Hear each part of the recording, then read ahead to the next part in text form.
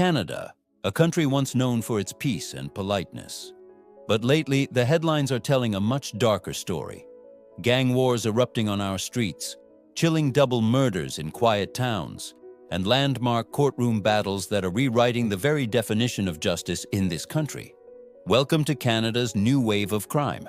Before we dive into these shocking cases, make sure you hit that subscribe button and ring the bell to stay with us through every mystery, every verdict, and every untold story that needs to be heard. First, let's talk about a threat that began overseas but has now crossed oceans to our doorstep.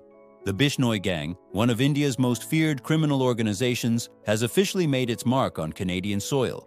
In 2025, a foot soldier for the gang was sentenced right here in Canada, his crimes tied to a string of violent acts across British Columbia. Authorities now believe the Bishnoi network is responsible for the shocking 2023 murder of a BC activist and a brazen attack on a popular musician's home. The violence escalated so sharply that in a rare move, the Canadian government officially declared the Bishnoi Gang a terrorist organization in September 2025. Police reports confirm the gang is running sophisticated extortion rackets, systematically targeting South Asian business owners in both Ontario and British Columbia. In response, new anti-extortion task forces have been scrambled to fight back against this spreading network of fear. What was once a foreign crime syndicate is now a clear and present domestic threat. Meanwhile, Toronto police are in a desperate hunt for a ghost. Brian Fuentes Gramajo, a suspected key member of the notorious Zone 43 gang, is wanted for murder. He's accused of a deadly shooting in Toronto and has since vanished without a trace, slipping through every police dragnet. His face and name now sit prominently on the BOLO program's Most Wanted list, marking him as one of the country's most dangerous fugitives.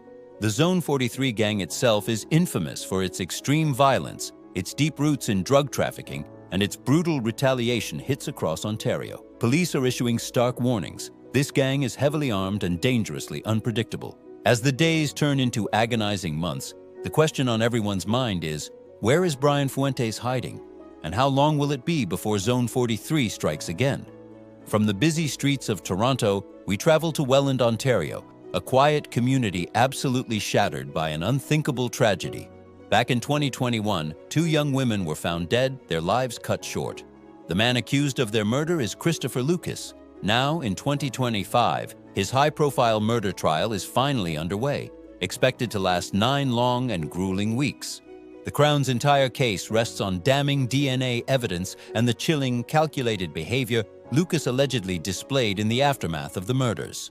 Prosecutors argue that he frantically tried to cover his tracks, but the science tells a completely different and much more horrifying story. For the families of the victims, every single day spent in that courtroom is like reopening a wound that will never truly heal.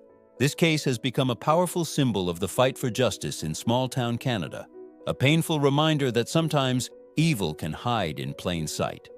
While these violent crimes dominate the streets, another monumental battle is being fought in Canada's highest court. On October 31, 2025, the Supreme Court of Canada delivered a landmark ruling. Mandatory minimum sentences can be deemed unconstitutional if they create a grossly disproportionate punishment.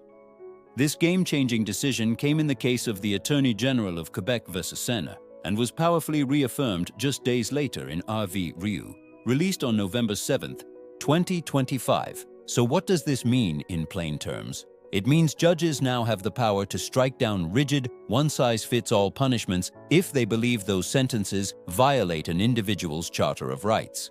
Critics are sounding the alarm, arguing this could weaken crime deterrence. But supporters say it finally restores a sense of fairness and nuance to the system, ensuring that justice fits the individual, not just the system's cold numbers.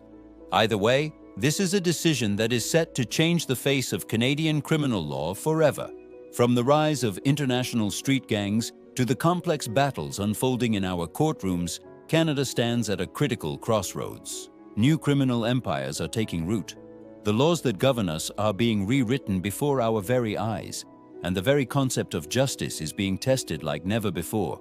If you believe these stories are important and must be told, please hit that subscribe button and ring the notification bell so you never miss our next investigation.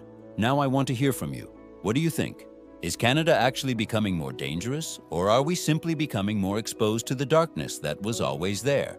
Share your thoughts in the comments below. Stay alert, stay aware, and we'll see you in the next one.